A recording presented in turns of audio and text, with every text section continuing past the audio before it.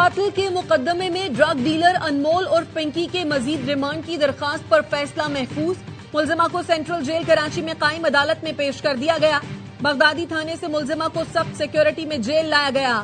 ملزمہ انمول پر بغدادی تھانے میں قتل کا مقدمہ درج ہے. سیکیورٹی خدشات کے باعث انمول اور پنکی کی سٹی کورٹ میں پیشی خطرناک قرار دی گئی. درخشاں پولیس نے انمول پنکی کی عدالتی ریمانڈ کے خلاف نظر ثانی درخواست دائر کر دی. ملزمہ کو جیل بھیجنے کے خلاف سیشن عدالت سے رجوع کر لیا. سی ٹی ڈی نے بھی ملزمہ کی گرفتاری کے لیے ایڈیشنل ڈسٹرکٹ اینڈ سیشن جج کی عدالت میں درخواست دے دی.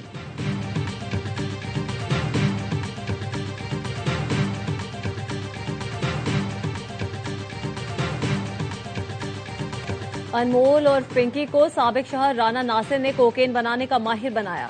ناصر اپنے 2 بھائیوں سمیت اس کاروبار میں ملوث تھا. بعد میں دوست عرفان اور بہنوئی کو بھی شامل کر دیا.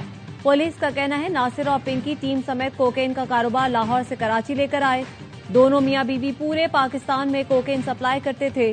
انمول پنکی نے سابق انسپکٹر رانا اکرم کے کہنے پر ناصر سے طلاق لی. انمول پنکی کی ٹریول ہسٹری بھی سامنے آ گئی. ملزمہ 2018 میں باکو گئی تھی. 3 ماہ گزار کر واپس آئی. پنکی کا دوسرا شوہر سابق انسپکٹر رانا اکرم بھی 2 بار باکو جا چکا ہے. رانا اکرم نے پہلی بار انمول اور اس کی ساتھی کرن کو پکڑا تھا. 2 گاڑیاں اور 5 کروڑ رشوت لے کر چھوڑ دیا تھا.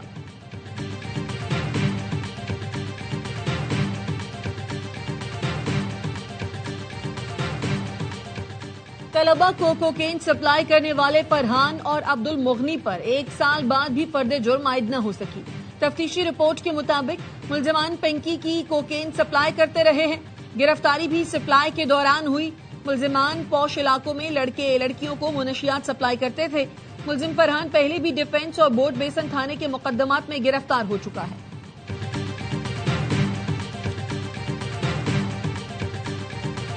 Karachi sea view hit and run case. ARY news نے حادثے کے ذمہ دار کی تفصیلات حاصل کر لی. نعمان علی نامی ملزم کا تعلق ڈیرہ مراد جمالی سے نکلا. گاڑی ٹھکانے لگانے کے بعد ملزم ڈیفینس فیز 7 میں دوست کے گھر گیا.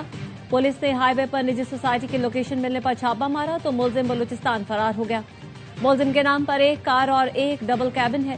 حادثے میں 1 شخص جاں بحق اور 2 زخمی ہوئے تھے.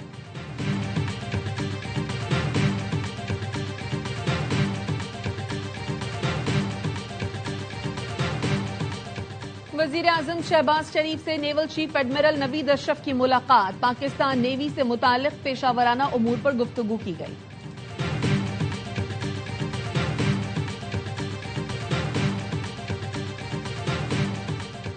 تہران واشنگٹن مذاکرات پاکستان کی ثالثی کے ذریعے آگے بڑھ رہے ہیں.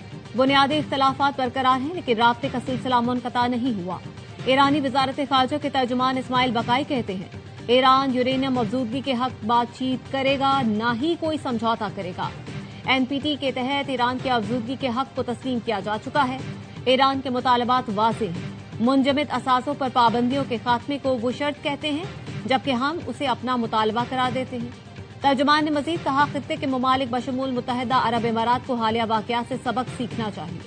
امریکی موجودگی نے خطے کے امن کو بہتر بنانے کے بجائے اسے شدید خطرات سے دوچار کر دیا ہے.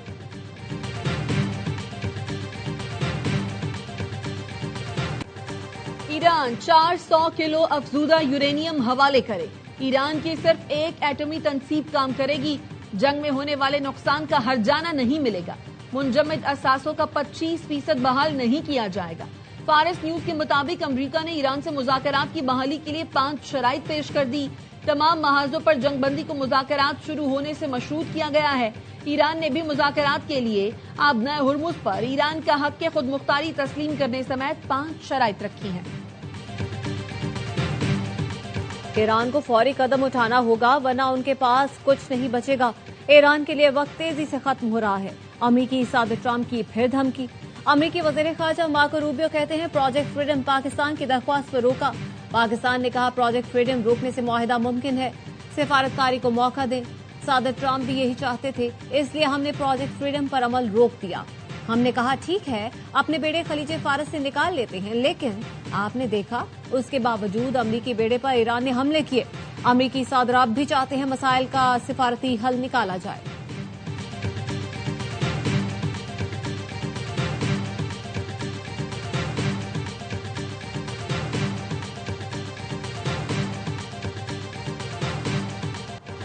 پاکستان کی متحدہ عرب امارات کے براکا نیوکلیئر انرجی پلانٹ پر ڈرون حملے کی شدید مذمت۔ وزیر اعظم شہباز شریف کہتے ہیں پاکستان متحدہ عرب امارات کی قیادت اور عوام کے ساتھ اظہار یکجہتی کرتا ہے۔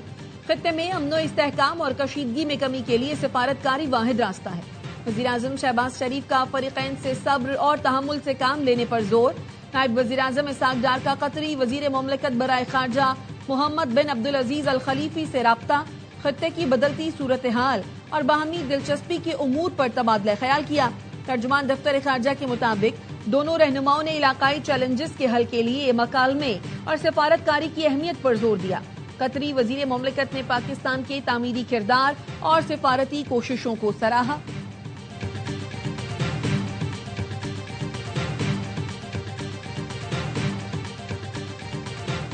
امریکہ کے اسلحہ بردار درجنوں طیارے اسرائیل پہنچ گئے۔ اسرائیلی میڈیا کے مطابق گزشتہ 24 گھنٹے میں جرمنی کے امریکی اڈوں سے اسلحہ لے کر طیارے تل ابیب پہنچے۔ اسرائیلی میڈیا کا دعویٰ ہے ایران کے خلاف جنگ دوبارہ شروع کرنے کی تیاریاں جاری ہیں۔ اسرائیل نے بڑی فوجی کارروائی کے لیے تیاریاں تیز کر دی ہیں۔ امریکی اسلحہ اسرائیلی فوجی گوداموں میں منتقل کیا جا رہا ہے۔ ایران کے خلاف ممکنہ کارروائی کے لیے اسرائیلی فوج کو الرٹ کر دیا گیا۔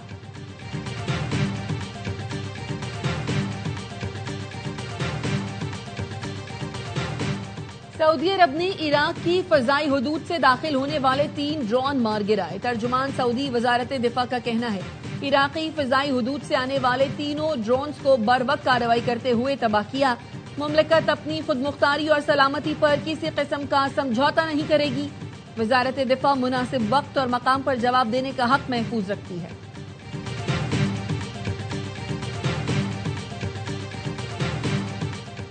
ایران دنیا کے انٹرنیٹ شریان کو کنٹرول کرنے کی کوشش کر رہا ہے۔ امریکی ٹی وی CNN کا کہنا ہے آبدار ہرمز کے بعد ایران اثر و رسوخ بڑھانے کے لیے نئے حربے استعمال کرنا چاہتا ہے۔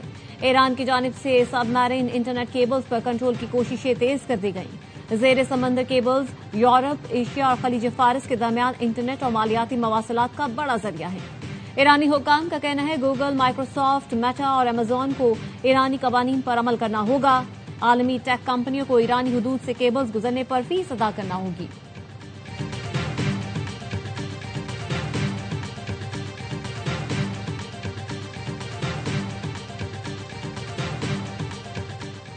اسرائیلی فوج کا غزہ امداد لے جانے والے گلوبل سموج فلوٹیلا کی کشتیوں پر عالمی پانی میں حملہ۔ اسرائیلی فوج نے 7 ایدھی سمیت درجنوں افراد کو حراست میں لے لیا۔ حملے کے وقت 7 ایدھی بیان ریکارڈ کر رہے تھے۔ ویڈیو میں اسرائیلی فوج کو حملہ کرتے دیکھا جا سکتا ہے۔ گلوبل سموج فلوٹیلا کے اعلامیے میں کہا تھا ہمیں سمندر میں روکا جا رہا ہے، یہ ہماری آخری اپ ڈیٹ ہو سکتی ہے۔ مشن مکمل طور پر پرامن اور شہری امدادی مشن ہے۔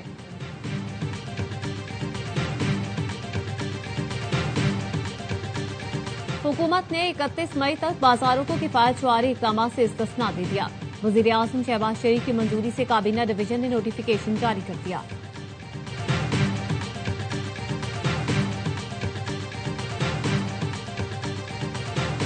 پانچ 500 نئی EV بسز کو جو ہے اس کی خریداری کی منظوری دی ہے حکومت سندھ نے۔ ہم نے 3 روٹس کے لیے ابھی یہ 500 بسز کر رہے ہیں۔ روٹ نمبر G15 ہے، اس میں تار ٹاؤن، ٹوڑی چوک، sector 2 Orangi township, Banaras colony, Pathan colony, petrol pump, Liaquatabad number 10، لیاقت آباد پوسٹ آفس۔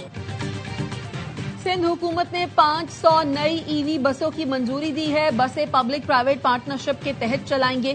سینئر صوبائی وزیر شرجیل میمن کا سندھ اسمبلی میں اظہار خیال، کہا بس سروس اورنگی، بنارس اور دیگر علاقوں میں شروع کریں گے۔ سندھ بھر میں بسوں کا نیٹ ورک بڑھا رہے ہیں۔ ٹنڈو، الایار، خیرپور اور روہڑی سمیت نئے روٹ شروع کیے ہیں۔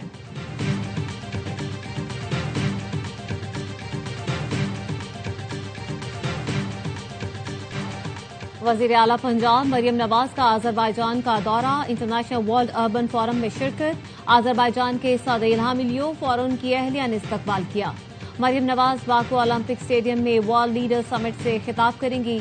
پنجاب حکومت کے ہاؤسنگ پروگرام اپنی چھت اپنا گھر منصوبے پر روشنی ڈالیں گی۔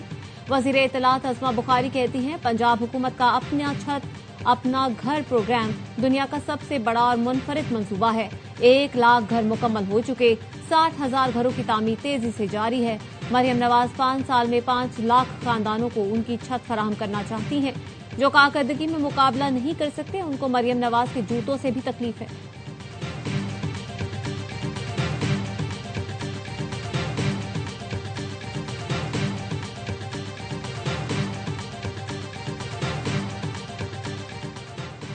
وفاقی حکومت خیبر پختونخوا کے ساتھ زیادتی کر رہی ہے۔ وزیر اعلیٰ سہیل آفریدی کی گورنر فیصل کریم کنڈی کے ہمراہ پریس کانفرنس۔ کہا خیبر پختونخوا کے عوام کو بند گلی کی طرف دھکیلا جا رہا ہے۔ گیس اور گندم کے معاملے پر امتیازی سلوک بند کیا جائے۔ آپ کی ناکام پالیسی سے خیبر پختونخوا کا امن تباہ ہو رہا ہے۔ گورنر نے کہا جس صوبے سے گیس نکلتی ہے پہلے اس کا حق ہے۔ بار بار کہا ہے کے پی سے زیادتی نہیں ہونی چاہیے۔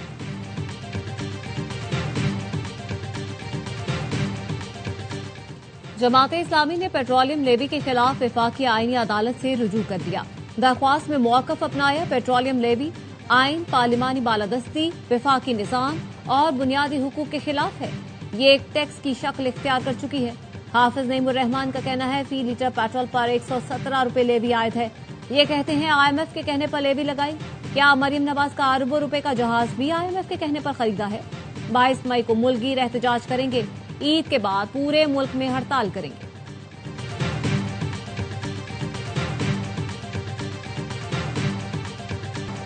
پاکستان اور آئی ایم ایف کے درمیان بجٹ مذاکرات حتمی مراحل میں داخل۔ آئی ایم ایف کا نئے ٹیکس پالیسی اسکیم اور ٹیکس اقدامات سے 500 ارب روپے جمع کرنے کا مطالبہ۔ ذرائع کا کہنا ہے ایف بی آر مالی سال 2026-27 میں ڈیجیٹل انوائسنگ سسٹم کو مکمل نافذ کرے گا۔ فائلرز اور نان فائلرز کے درمیان فرق کو مزید بڑھایا جائے گا۔ کاروباری اور صنعتی شعبوں کے دباؤ کے باوجود سپر ٹیکس ختم نہیں کیا جائے گا۔ حکومت نے غیر ملکی اثاثوں پر ٹیکس وصولی ختم کرنے کی تجویز دی ہے۔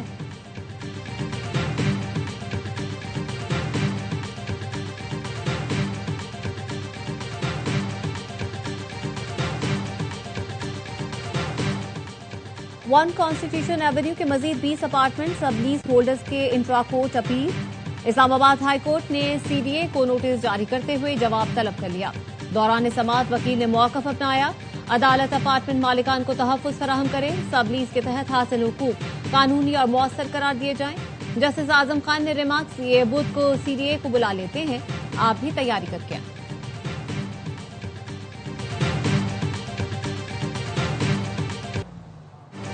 بھارت میں اقلیت مخالف سرگرمیوں کے بعد ہندو دہشت گرد تنظیم آر ایس ایس شدید عالمی دباؤ میں آ گئی۔ رائٹرز کی رپورٹ کے مطابق آر ایس ایس نے ہندوتوا اور اقلیتوں کے خلاف تشدد کے نظریے کو فروغ دیا۔ شدت پسند رجحانات کے باعث آر ایس ایس پابندیوں کی زد میں رہی۔ رام مندر اور کشمیر کی خصوصی حیثیت کا خاتمہ آر ایس ایس ایجنڈے کی بڑی کامیابیاں قرار دی گئی۔ امریکی کمیشن برائے بین الاقوامی مذہبی آزادی نے آر ایس ایس پر پابندی کی سفارش کی۔ اثاثے منجمد کرنے اور امریکہ میں داخلے پر پابندی کی تجویز دی گئی۔ پابندیوں سے بچنے کے لیے آر ایس ایس رہنما امریکہ، برطانیہ اور جرمنی میں سرگرم۔ R S S general secretary کا یورپ اور ایشیا میں مزید لابنگ کا اعلان۔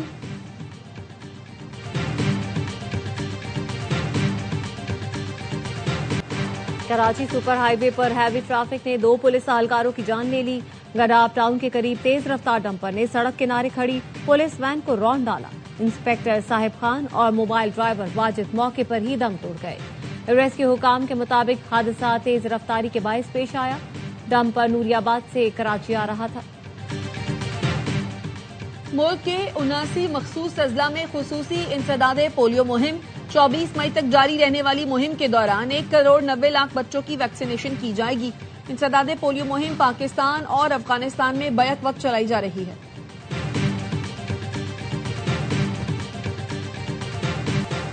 عید قربان کی آمد شہر شہر مویشی منڈیاں سج گئیں۔ کراچی کی مویشی منڈی میں بھاؤ تاؤ، خریداروں کا قیمتیں زیادہ ہونے کا شکوہ۔ لاہور کی منڈیوں میں گائے اور بیل کے مقابلے میں بکروں اور چھتروں کی مانگ۔ اونٹ بھی خریداروں کی توجہ کا مرکز بن گئے۔ سلہٹ ٹیسٹ میں بنگلہ دیش کی پوزیشن مستحکم، پاکستان کی مشکلات بڑھ گئی۔ میزبان ٹیم نے دوسری اننگز میں 400 سے زائد رنز کی برتری حاصل کر لی، 350 سے زائد رنز بنا لیے۔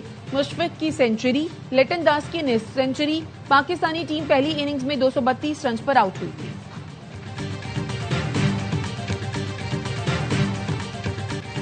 اور معروف گلوکار علی ظفر آج اپنی 46ویں سالگرہ منا رہے ہیں۔